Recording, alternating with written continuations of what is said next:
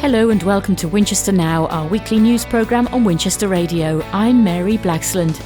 On this week's packed programme, parents speak out to save their much-loved lollipop man. Winchester's MP demands action from Southern Water after supplies are lost. New help for carers, and a special gift is delivered to Winchester Hospice. Winchester Radio. Parents at a local primary school are fighting to save their lollipop man. Bill has been on patrol outside Kingsworthy Primary for 21 years, but his role is under threat due to proposed cutbacks at Hampshire County Council. It's proposing to remove school crossing patrols from 26 sites across the county, including Hatherley Road and Badger Farm roundabout in Winchester and Church Lane in Kingsworthy. It's part of a range of measures proposed by the authority in a bid to save £132 million by April next year. It doesn't really matter if it's a school area, if there are kids around. Some people really speed up, and having the lollipop man here really helps. So it gives you a sense of security, and I don't really want to lose that. And it's also their jobs as well, because majority of them are in their maybe 60s, so it's hard for them to find another job. I really hope they reconsider and come up with another solution. I think this is a terrible plan. We need Bill. He's our lollipop man, and he does an essential job keeping us safe and all the children safe, especially the ones who don't come with their parents in the morning, who need to cross the road outside the school. Council say that they've got to make savings somewhere. Yes, that may well be true, but I don't think that lollipop men and women are the right place to start. Definitely don't get rid of lollipop men. It's great. The kids feel safe crossing. I feel safe crossing. So no, I wouldn't want to get rid of any lollipop men. I suppose they might say they've got to make some cuts somewhere.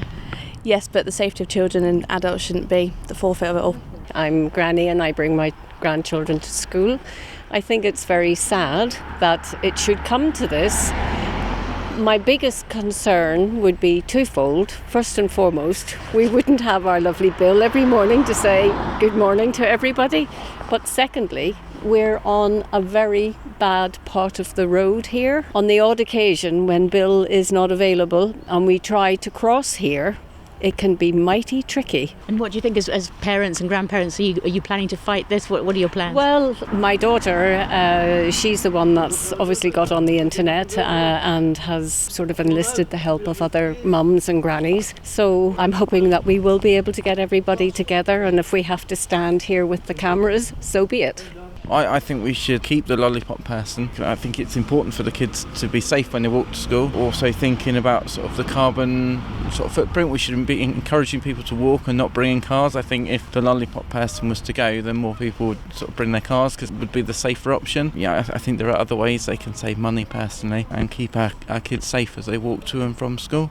They say they have got to save money, they haven't got an unlimited supply. What are your thoughts? Well, I completely understand that. In this day and age, none of us have an unlimited supply. But I think, safety has to outweigh cost. Some serious consideration needs to be given before they make any decisions about taking Bill or other lollipop people away, especially on a road like this. It's quite busy with buses. I personally would be very unsure about walking my son to school, especially being in a wheelchair and having to cross a busy road. So this is a very dangerous road. Cars speed up here all the time, and Bill is just such an asset to the school. Otherwise, I think we'd lose children. They'd get run over. The council say that they haven't got the money to afford it all. They've got to find it. So you worry about the future? Very much so. Our kids are our future, and we need to invest in them, and the council need to recognise that. Well, I think it's disgusting that they're getting rid of him. How do they expect our children to be able to cross the road safely? There's not a pavement on both sides, so what would they do without him? How dangerous do you think this road is? It can be really dangerous. People speeding up and down it. Any sympathy with the council? They say they've got to make cuts somewhere, they haven't got enough money. No, basically. In a statement, Hampshire County Council said, "With the pressure to find savings, we cannot leave any stone unturned. Like many other local authorities, our costs continue to rise from inflation, and demand for vital services is at an all-time high. Therefore, we must make some difficult decisions so there's enough money to fund services we must legally deliver, like protecting children from harm, social care for our older population, and supporting adults and children with disabilities and additional needs." We're keen to hear from as many people as possible before the 31st of March on this proposal and others being put forward in our Future Services public consultation, before any final decisions are made later this year. Winchester Radio. The Prime Minister paid a quick visit to Winchester today. He surprised shoppers on a walkabout at the High Street after a trip to Eastleigh Football Club earlier in the day to meet the team. He was put on the spot by one constituent who questioned him about the NHS. Rishi Sunak has a close connection with the city as he was educated at Winchester College. The MP for Winchester says he'll meet bosses at Southern Water to raise the recent issues over supplies. Thousands of homes were left without water after a problem at the Eastern Waterworks last Friday night. Some waited more than 5 days for supplies to be restored. At one point, tankers were used to supply the hospital and bottled water was available at the Worthy Lane car park. There were further problems in the Romsey Road area, resulting in the closure of King's School on Thursday, and yet more problems in Kingsworthy today. Steve Bryan spoke to Winchester Now earlier this week. Well, I think, I'm a customer and their MP, but we are all bemused and annoyed that once again Southern Water are not getting their product to their customers, for which we pay quite a lot of money each month. Now, there was a problem at the Eastern Water Supply Works with a gas leak which helps with the purification process, and rightly the system kicked in and shut down to preserve public safety, and if they didn't do that, of course you'd be asking them rightly questions about that. But the thing is that we've got to get to the bottom of here is, why is the resilience so poor? Why is it one mistake that could have been technical error, could have been human error, could have been a bit of both? Why does it end up putting upwards of 11,000 properties in the situation they're in this weekend? And they're the sort of questions I'm asking. And it's not the first time, is it? We've had this a few times recently. I know it's a different site, but people are getting fed up with the service they're receiving. Well, it's a different site. So last Christmas, of course, we had the big problem, which was to do with the Otterbourne works, which was to do with huge rainfalls and sediment going into the system which couldn't cope, and then it also shut down. This is now a different system. Now, they tell me there's a huge investment going in, so if this happened in a year's time, customers wouldn't even notice because they'd be able to divert the water in the way the power companies can divert the power. Obviously, I do appreciate that moving water around, not least moving water uphill, is quite challenging. And, there are lots of moments of weakness where things can go wrong. But again, it comes down to resilience. So we're asking about that. The other thing is about communication. A lot of constituents have said they found out more from my Facebook page than they have from Southern Water. And, when things go wrong, it's all about how you communicate with the customer to make sure that they have the most information possible, and they haven't been good enough with that in terms of residents and in terms of businesses. So schools going back, early year settings going back this week, they don't know where they stand and they need to know. And what pressure will you be putting on the company now, and what have they said to you so far? Well, what they've said to me so far is that, obviously priority number one is to get everyone back with good pressure and a water supply. Obviously, understand that. And I think, things have improved from what we expected. They may have been some more outages this week. Fingers crossed that work goes to plan. And then longer term, I've seen Lawrence Gosden very shortly in a couple of weeks' time, who's the CEO of Southern Water. We already had quite a long agenda around storm overflows, around other issues locally that have been raised with me, but I'm going to be asking him item one about resilience of supply, because this wasn't weather related. This could have been human error, and obviously that will always happen. There'll now be a formal investigation. There's a regulatory process that they had to go through around that, but so asking him about all of those things, they need to up their game, and to be fair to them, they know it. Are you convinced things are going to change? You say things, if this happened in a year's time, things might have been different. Are you convinced it is going to be different, things are going to change? Well, they say things would be different in a year's time. I think as an MP you have to maintain a healthy scepticism, and otherwise you don't ask questions. And just seen a rather big post office scandal where some people didn't ask questions, and look where that led to us. So the answer is not to renationalise the water companies. Government ministers running Southern Water I don't think would be a good idea, and of course the taxpayer can't. My constituents don't want to spend hundreds of pounds more on their water rates every year. They're already spending enough for what is a monopoly service. They need to up their game. They need to get better at what they're doing and be more resilient about what they're doing. There are things around communication that I think they can get better on, and I think we in government can help them with. So you remember last year there was the test system on text message around national incidents. Actually, we could let the utilities use that system so everyone within a certain distance of a phone mast gets a text message, because they can only communicate with the customers for whom they've got a mobile number. and that isn't everybody. So my advice to customers and to constituents is make sure that Southern Water have got your mobile number, because that way they can always communicate with you. And if you're on the priority services list, which to be fair they have been quite good at in the last few days, making sure that people have got water who need it, who are in that situation. But generally speaking, it's resilience, it's communication. Southern Water has said we'd like to apologise to our customers who were impacted by the technical failure at our Eastern Water Supply Works. Our teams worked around the clock to fix the issue, but we're aware of the distress this has caused. We're currently reviewing this incident and would like to reassure customers that we're investing £3 billion to improve our performance and make our water network more resilient. Meanwhile, anyone with surplus water bottles which have been distributed by Southern Water can take them to Trinity Winchester, where they'll be shared with rough sleepers. And now, with some more stories making the news in Winchester this week, I'm Ron Venturi. A public meeting is being held next week to hear people's views on future plans for our local hospital. As previously reported, proposals have been unveiled to build a new hospital near Basingstoke and to refurbish the Royal Hampshire County Hospital in Winchester, which would then focus on planned operations and procedures, same-day emergency care services and midwife-led maternity services. The local A&E would be replaced by an urgent treatment centre. The public meeting is being held at Week Community Centre at 3 p.m. next Tuesday, with a presentation followed by a question and answer session. Volunteers from Winchester Samaritans joined commuters at Winchester Station earlier this week to mark Brew Monday. They wanted to speak to travellers to raise awareness of their service and of the help available. The aim was to start a conversation over a brew, and 800 tea bags were handed out with details of the 24/7 helpline. A new local bobby scheme has been unveiled in Hampshire. Each area now has a dedicated local officer, and members of the public can contact them directly by phone or email. The scheme has been launched by the Police and Crime Commissioner, Donna Jones, to strengthen relationships with the public and to deliver more local policing. Areas of Winchester each have a named officer, and you can visit hampshirealert.co.uk, that's one word, hampshirealert.co.uk, to find out who is the local officer for your area and how to contact them with any information or concerns. And hundreds of people filled Winchester Cathedral last weekend to welcome the Right Reverend Philip Mount Stephen as the 98th Bishop of Winchester. The event began with a procession from St Lawrence Church in the Square to the cathedral, where a service took place. It featured the cathedral choir and school choirs, along with representatives from around the Diocese of Winchester. The new bishop was welcomed by the Dean of Winchester, Catherine Ogle. I present to you Philip, anointed and installed as our bishop. Greet him.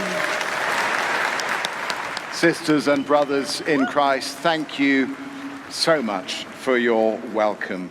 I come amongst you as your servant and pastor, humbly seeking the grace of God. In baptism, God has called us and draws us into his church, commissioning each of us to witness to the faith of the crucified Christ and to be his faithful and joyful disciples to the end of our lives. With humility and with joy, I take on the yoke of obedience as your bishop, and for the love of Christ, I seek to do his perfect will.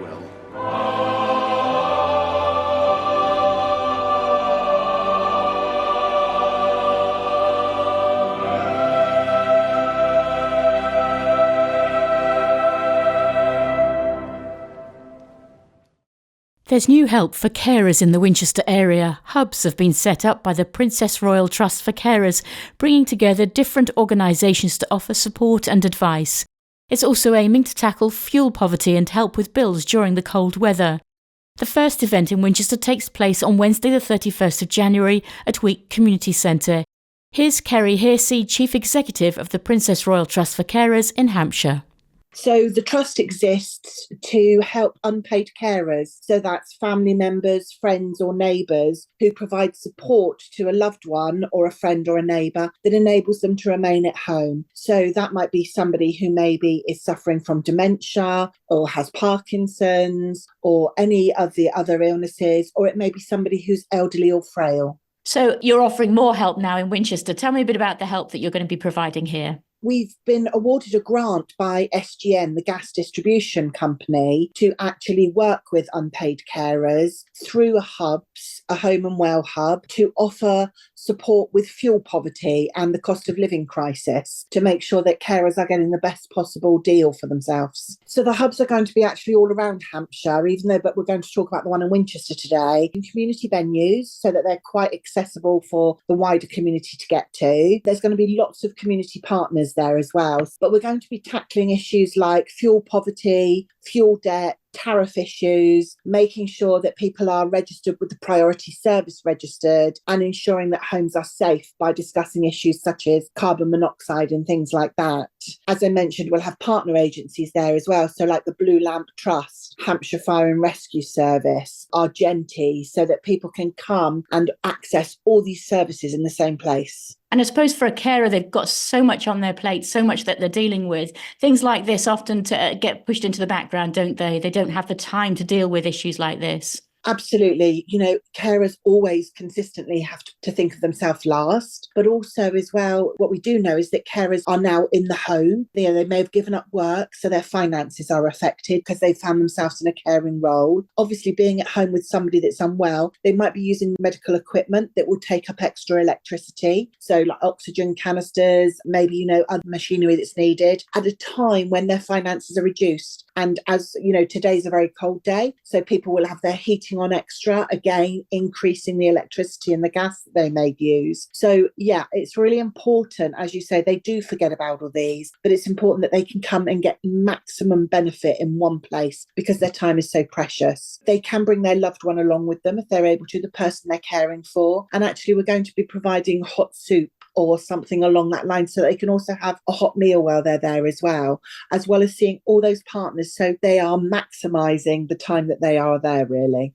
A lot of people are really struggling with the cost of living at the moment, but what are carers saying to you about what they're dealing with? What they're saying to us is that they're making choices. It is literally heating or eating for some people. We have carers that boil the kettle once in the morning for a cup of tea and don't boil it again till the evening because they literally simply can't afford to. So there will be warm packs on offer at the hubs as well that will have in a thermal hat, some thermal gloves, and it will have a flask in so that actually if carers are putting their kettle on in the morning, they can fill their flask up with hot water and then maybe have some hot drinks throughout the day. We are aware that some carers are living in one room because they just cannot afford to have the heating on, and they're using other things like blankets, coats to wear indoors. So we need to make sure that they're on the right tariff. And SGN has we've got specialist staff in there, as well as giving us the grant to provide these hubs. And they've given us a large grant to provide these hubs for 2 years. They are very committed to supporting carers through this crisis. They've also trained our staff so that they can look at specialist tariffs to make sure that people are on the right tariff and not paying more than they need to.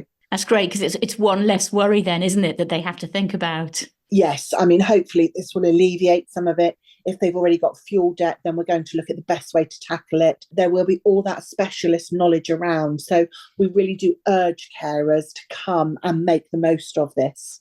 So give us a bit more detail about where it's happening and how people can find out more information. Okay, so in Winchester, it's happening in Week at the Week Community Centre. The first one is being held on Wednesday, the 31st of January, and it's going to run from 10 a.m. in the morning to 3 p.m. in the afternoon. People are welcome to pop in for an hour and have a cup of tea and a biscuit and see who's there, or they are welcome to come for the whole time. We're going to have newspapers there, magazines there. We'll have volunteers there who will sit and look after the loved one and play a game or do a crossword with them, so that the carer can have the opportunity to go and visit all the stallholders around the outside. These hubs will then continue to run once a month from then onwards. And if people want to know about the hubs, they can look at our website, which is www.carercentre.com, or they can email us at info@carercentre.com, or call our office on 01264 835 246. I'm aware, Mary, that you go out wider than Winchester, so we have got them in locations all over Hampshire. So I would urge people to have a look on our website, give us a call or email, and see if there's one nearby, which I'm sure there will be. And I suppose it's great that they're getting advice, but also they've got someone to talk to, because it can be quite lonely, can't it, being a carer? So these hubs provide that as well. Absolutely. There's a dual purpose there. We know that carers are very socially isolated. And actually what they can do is they can come along, and as well as getting professional advice, they can also get some peer support. There are people there, and we hear our carers, we use it as a phrase, that we're all in the same boat. People come along and they see people there who are having the same issues, the same worries, the same anxieties that they have. And it's really just nice sometimes to be able to share that with somebody and speak to somebody who genuinely understands what's happening. Kerry Hersey from the Princess Royal Trust for Carers talking to Winchester Radio. Now, it was a project that began last October. St John's Winchester invited people and organisations from across the city to donate or create a piece of fabric holding a special memory or meaning.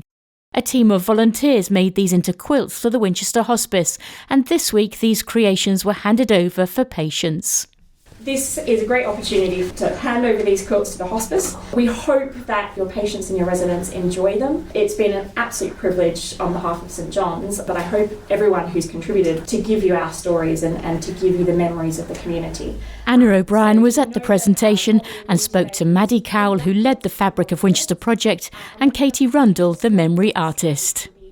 Now, Maddie and Katie, all very exciting, because a project that you've both been so closely involved with, the Fabric of Winchester, has come to fruition today with the presentation of quilts to the charity Winchester Hospice. It must be really exciting. Oh, it's really fabulous. I have my own links with the hospice, having been in the palliative care team many, many years ago before it was built. But it's wonderful to now be part of this handover of quilts. And of course, Katie, you are a textile artist, so it must have been so exciting helping people create these memories for the fabric squares that make the beautiful quilts. Absolutely. It was fascinating, actually. People came with memories of places, memories of people, and all of them were trying to translate those special memories into fabric squares, which was a challenge, but also a real joy. And for you, Maddie, you came up with the inspiration. So where did you get the idea from? I know we spoke right at the start of the project, but for you it's been quite a journey too. Yeah, it has. It's been an idea that I've sort of loosely been mulling on for a few years, and I've never really had the right time or the right opportunity to sort of make something like this happen. And it so happens that St John's, with their dementia support programme, we needed to get the word out there about that service. And this project, given it's so closely related to stories and memories, is just the perfect opportunity to do that. So we're really able to bring the community together, and we've had so many fantastic partners that have just made that possible. And as Katie said, it's a real privilege and a joy for people to share their stories and their memories with you, and now we're presenting them to the hospice, and we hope they go on. And it's so great because there's been memories shared from childhood, and for anyone who's been affected by dementia who's listening, or any of the people living with dementia, the storytelling's so important, and there are special stories that people will share time and time again. Absolutely. I think it's one of those things that storytelling is so intrinsic to who we are as people, and no matter what stage of life you're at, where you are, what you're doing, your family, we hold those stories so deeply personal to us. So I think it's a major part of identity, of connection, of family, of coming together, and sharing that is just as much a part of it. Thank you so much for talking to us at Winchester Radio, and the quilts are absolutely gorgeous, and I know they're going to be really cherished by the patients at Winchester Hospice.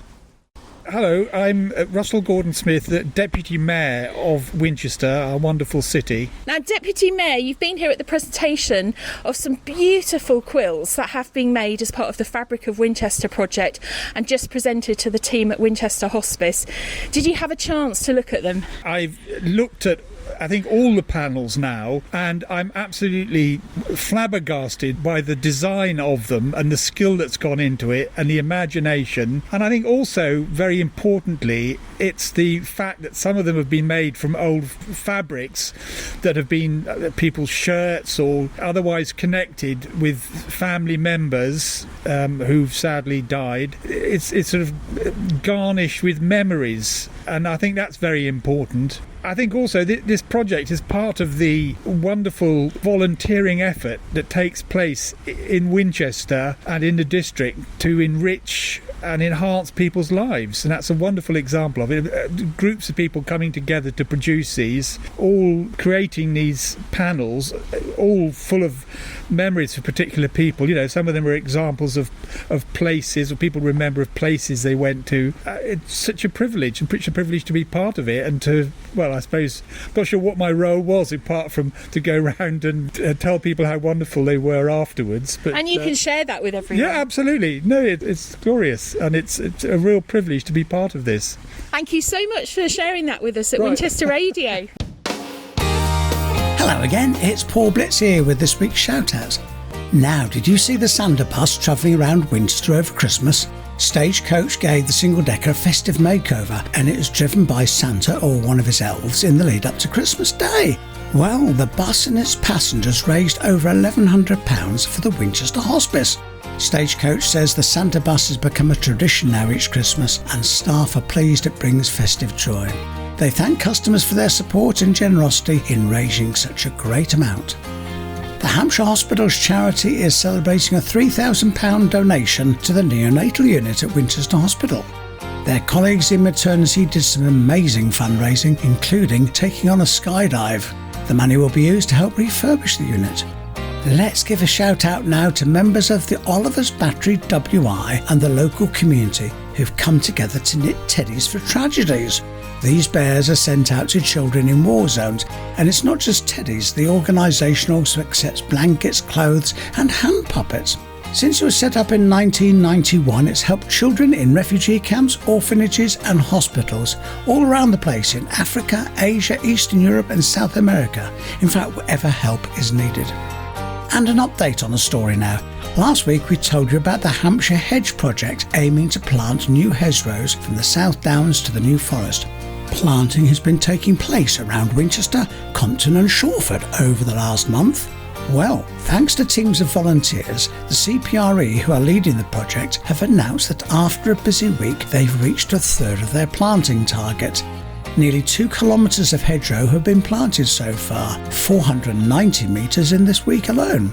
Anyone can get involved, just visit cprehampshire.org.uk. That's cprehampshire.org.uk. Well done to the hard-working teams. OK, Mary, it's back to you again. Winchester Radio. Many thanks, Paul, and my thanks to Ron and Anna too for their help this week. Thanks to you two for listening to Winchester Now, and goodbye until next week. You've been listening to Winchester Now. We hope you've enjoyed this weekly programme from Winchester Radio. If you have a story to share with us, please let us know. You can drop us an email. We're news@winchester.radio, and you can follow us on social media platforms. Just search for Winchester Radio. Winchester Radio.